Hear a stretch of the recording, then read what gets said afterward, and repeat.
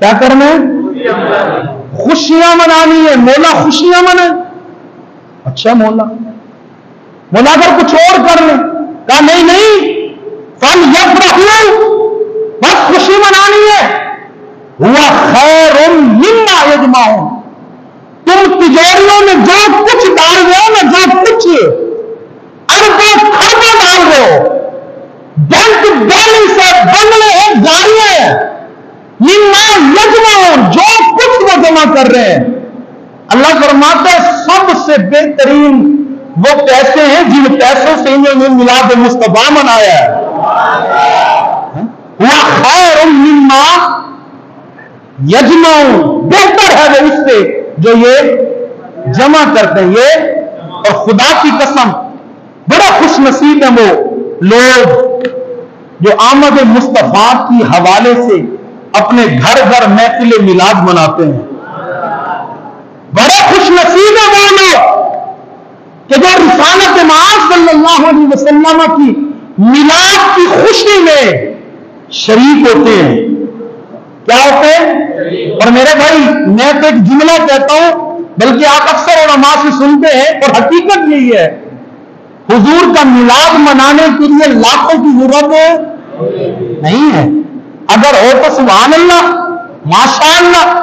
جہاں ہم کروڑوں روپے اڑا دیتے ہیں وہیں ہم لاکھوں سرکار کے میلاد پہ بھی لگا دیں.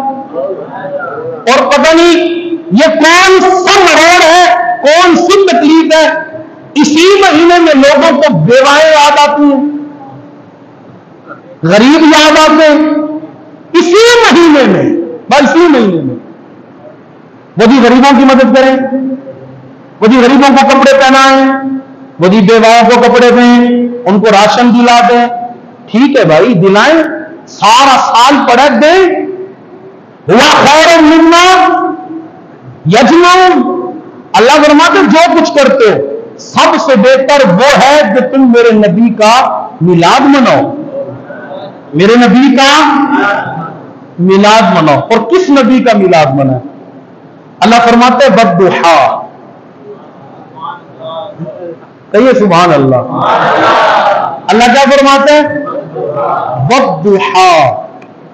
مولا محبوبہ قسم ہے، قسم ہے. مالک کس کی؟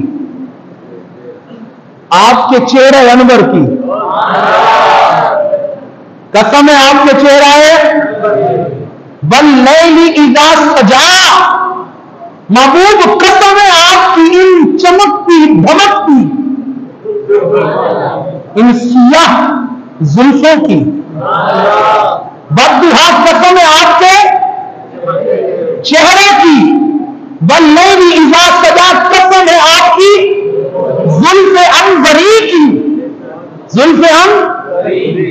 اور اس والضحیٰ اور واللیل اذا سجا کے مفسرین نے کئی معنی بیان کیے ہیں. ایک معنی حضور کا چہرہ اور حضور کی زلفیں بھی ہے، اور ہمارے نزدیک سب معنوں میں بہتر یہی معنی ہے. لیکن ایک اور معنی بھی ہے، مفسرین کہتے ہیں والضحیٰ اس سے مراد آمد مصطفیٰ ہے. آمد واللیل اذا سجا اس سے مراد معراج مصطفیٰ ہے. مطلب یہ ہے محبوب تیرے آنے کی بھی قسم، تیرے جانے کی بھی قسم، آپ کے آنے کی بھی قسم اور آپ کے. اور دوسرا معنی والضحیٰ کا دوسرا معنی یہ ہے کہ رسالت مآب صلی اللہ علیہ وسلم کے علوم باطنہ، علوم ظاہرہ، یعنی آقا علیہ الصلوۃ والسلام کے پاس ایسا علم ہے کہ کوئی آ کر اپنے احوال بتا دے تب بھی سرکار کو کیفیت پتہ لگ جاتی، اور کوئی آ کر نہ بتاتا سرکار پھر بھی جان لیتے. سرکار پھر بھی آقا علیہ الصلوۃ والسلام کے پاس ایک صحابی حاضر ہوئے.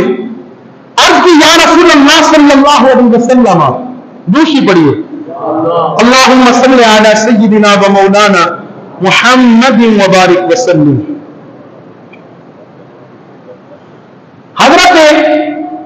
وابصہ بن معبد، میں نام بتانا چاہتا تھا، یہ حضور کی بارگاہ میں حاضر ہوئے. آقا علیہ الصلوۃ والسلام کی مجلس ہے، محفل ہے حضور کی، مجلس نہیں حضور کی محفل ہے. سرکار تشریف فرمائے، صحابہ ہیں، یہ آ کر جو ہے نا جہاں جگہ نہیں وہیں بیٹھ گئے. آقا علیہ الصلوۃ والسلام نے ان کو بلایا، قریب ہو گئے. آقا صلی اللہ علیہ وسلم نے ارشاد فرمایا، اے وابصہ، توجہ کیجئے گا، اے وابصہ، کچھ پوچھنے آئے ہو؟ جی یا رسول اللہ، سوال کرنے آیا ہوں. آقا پوچھنے آیا ہوں. فرمایا اچھا، جو تم پوچھنے آئے ہو میں بتا دوں یا تم بتاؤ گے؟ یہ ہماری سوئی ہوئی قوم، سبحان اللہ بھی دیکھے، سبحان اللہ. یہ حضور کی شان ہے، گد وقت کے بولے کرے سبحان اللہ. کہا تم بتاتے ہو یا میں بتاؤں؟ یا رسول اللہ اگر آپ بتا دیں تو پھر بات ہی ہے، آپ ہی بتا دیں. آقا ارشاد فرمایا، وابصہ، تم نیکی اور برائی کے بارے میں پوچھنے آئے ہو کہ یا رسول اللہ نیکی کیا ہے اور برائی کیا ہے؟ یہی پوچھنے آئے تھے؟ یہ علم غیب نہیں ہے، یہ دل میں جو چھپا ہوا تھا یہ کیا ہوتا ہے؟ غیب ہے. ایک تو میرے ساتھ آپ جو ہے اختلاف رکھتے ہیں، بھائی دل میں جو بات ہے اسے کیا کہتے ہیں؟ غیب. کیا کہتے ہیں؟ اور غیب کو جاننا، جاننے کی عربی علم ہے. جاننے کی عربی جو دل میں چھپا ہوا ہے وہ اس کو جاننا. دل میں چھپی ہوئی بات کو جاننے کا نام. آقا فرماتے ہیں میں بتاؤں تم بتاؤ گے؟ اور جب حضور نے بتایا تو حضرت وابصہ بن معبد نے یہ نہیں کہا نہیں معذرت یا رسول اللہ، میں تو یہ نہیں سوال لے کے آیا تھا، آپ تو علم غیب نہیں جانتے. فرمایا یا رسول اللہ قسم خدا کی یہی سوال تو میں لایا تھا. یا رسول اللہ یہ سوال لایا تھا جو آپ نے بتا دیا. بٹھے برف قرآن دے پھول سارے، بٹھے برف قرآن دے پھول سارے، تیری شان جیا نہیں کوئی اور بھی تھا. تیری شان جیا کوئی نہیں اور بھی تھا. تیری شان جیا نہیں، تیری شان جیا نہیں، اور تیری شان دا جڑا کرے مقابلہ انہوں عاشقہ اصلی چور بھی تھا. انہوں عاشقہ اصلی کوئی نور آکھے کوئی بشر آکھے، یہ رات دنے پہندا شور بھی تھا. اللہ والے گل مقابل کی تو سہور بھی تھا، سہور بھی تھا. آج جس کے علم غیب کو نہیں مانتے وہ کوئی اور ہے. ہمارا نبی تو وہ ہے جو زمین پہ رہ کے جنت کی باتیں بتا دے. ہمارا نبی وہ ہے حضرت حذیفہ ہے بات بتا دے کس لیے آئے ہو. حضرت وابصہ بتا دے کس لیے آئے ہو. ہمارا نبی تو وہ ہے. تو عرض کی یا رسول اللہ خدا کی قسم یہ سوال لایا تھا. حدیث کو مکمل کر دیتا ہوں. ارشاد فرمایا یہ سوال جو تم میرے پاس لائے ہو اس کا جواب میں دوں یا تم دو گے؟ میں دوں یا تم دو گے؟ یا رسول اللہ اگر مجھے آتا تو آپ کے پاس آتا. تو حضور نے اپنی دو انگلیاں، دو، یہ میری دو انگلیاں چھوٹی ہیں، حضور کی بڑی ہیں. ہماری انگلیوں کی کوئی حیثیت. تو ارشاد حضور نے اپنی دو انگلیاں حضرت وابصہ کے دل پہ ماری. کہا وابصہ یہاں جو دل ہے نا، دل یہ خالی دل نہیں، یہ مفتی ہے. ایک ہے اسی سے پوچھ لیا کر. اس وقت سے قلب آتا، کبھی کوئی بات میں پریشانی آ جائے تو بھی اپنے دل سے فتویٰ لے لیا کر. اگر دل میرا کہہ دے ہاں ٹھیک ہے، ہاں ٹھیک ہے تو یہ مسئلہ ٹھیک ہوگا. اگر تیرا دل کہہ دے نہیں نہیں خراب ہے، گناہ ہے، تو پھر رک جانا، اپنے دل سے پوچھ. تو والضحیٰ کا معنی کیا ہے؟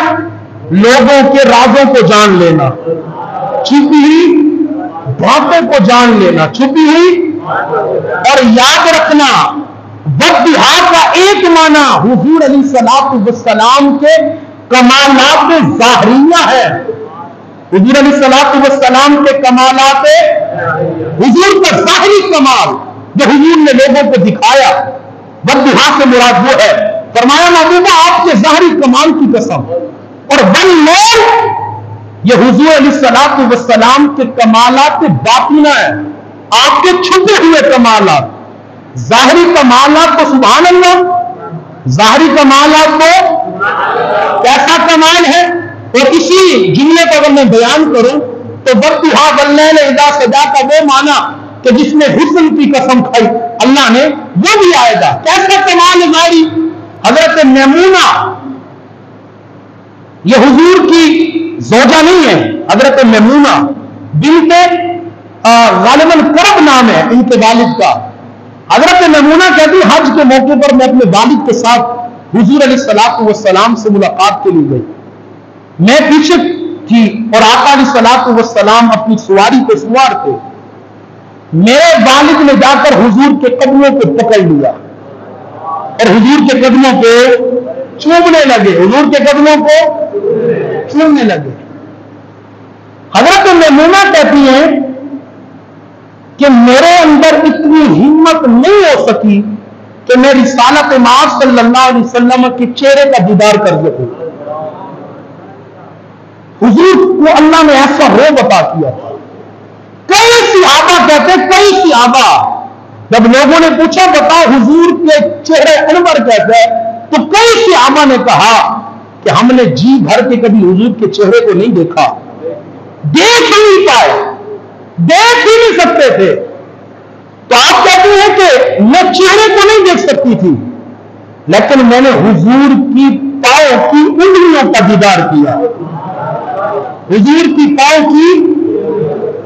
کہتی خدا کی قسم زمانہ گزر گیا ہے لیکن سرکار کی انگلیوں کو اللہ نے وہ حسن عطا دیا تھا، آج تک وہ منظر میری آنکھوں سے اوجھل نہیں ہوتا، آج تک وہ منظر میں بھولتی۔ خدا کی قسم رسالت مآب صلی اللہ علیہ وسلم کی انگلیوں کا حسن چاند کے حسن سے بھی زیادہ ہے، چاند حسن سے بھی زیادہ ہے۔ میرے بھائی جس نبی کے قدم اتنے خوبصورت ہوں اس نبی کے چہرے کا کیا کمال ہوگا، اس نبی کے چہرے کا کیا کمال ہوگا۔ یہ ہے حضور کا کمال ہے ظاہری، حضور کا کمال ہے۔ آخری بات کر کے گفتگو ختم کرتا ہوں، وَاللَّيْلِ إِذَا سَجَىٰ سے مراد حضور کا علم کمال باطنی ہے۔ اللہ نے جو آپ کو چھپے ہوئے کمالات دیے وہ تو ہم نہیں جان سکتے۔ ایک بہت بڑے بزرگ ہیں حضرت ابو الحسن رفاعی رحمت اللہ تعالی علیہ، نبراس ایک کتاب ہے اس کے اندر یہ واقعہ موجود ہے۔ یہ بزرگ جو ہے نا روحانی تصرف کر رہے تھے، روحانی، اور روحانی تصرف کا کوئی انکار کر سکتا نہیں ہے۔ روحانی تصرف کرتے کرتے کرتے کرتے آسمان کی بلندیوں پہ ابو الحسن رفاعی، اللہ تبارک و تعالیٰ نے آواز دی، اے ابو الحسن کہاں آ رہے ہو، کہاں ہو؟ باری تعالیٰ جس عرش پر معراج کی رات مصطفیٰ صلی اللہ علیہ وسلم کے قدم لگے، میں اس عرش کو دیکھنے آ رہا ہوں، اس عرش کو میں کمال باطنی مصطفیٰ کا بیان کر رہا ہوں، سنیے، جس کی قسم اللہ نے وَاللَّيْلِ إِذَا سَجَىٰ میں کھائی ہے۔ یا اللہ میں اس عرش کو دیکھنے آ رہا ہوں، معراج کی رات تیرے محبوب کے قدم جس عرش پہ لگے۔ اللہ نے فرمایا ابو الحسن واپس لوٹ جا۔ کہاں لوٹ جا؟ بولا کیوں؟ کہا تو عرش تک پہنچنا چاہتے جہاں محبوب پہنچے، جہاں محبوب پہنچے اس عرش تک؟ تو کیا تیرا خیال بھی وہاں تک نہیں پہنچ سکتا. تو کیا تیرا خیال بھی نہیں پہنچ سکتا. اور وہ عروج کتنا ہے, کتنا علماء نے اس پہ تبصرہ کیا کہ امام ابو الحسن رفاعی روحانی تصرف کرتے کرتے قیامت تک اڑتے رہتے, لیکن اس عرش تک کبھی نہیں پہنچ سکتے تھے جس عرش پر میرے آقا پل بھر میں پہنچے بھی ہیں اور آئے بھی ہیں. کوئی حد ہے ان کے عروج کی؟ بلغل الا بکمالہ کشفت دجا حکمت جمیع خصالہ. سابق ہے صلی علیہ وآلہ وسلموا تسلیما کثیرا کثیرا.